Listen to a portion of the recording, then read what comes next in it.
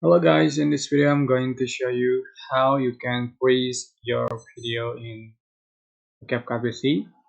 Freeze frame your video in CapCut PC.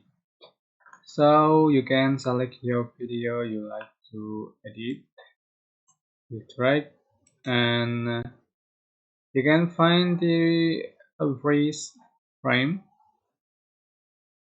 So between the trace and the reverse button here, freeze frame. So how to use it? You can select the frame before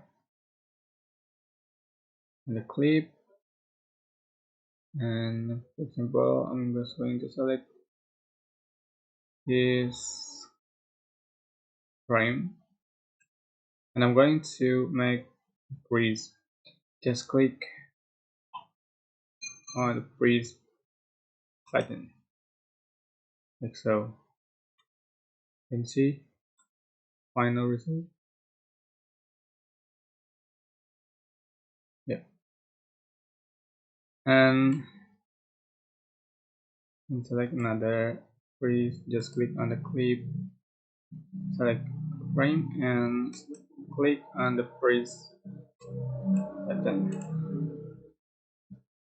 Right, so freeze. Right.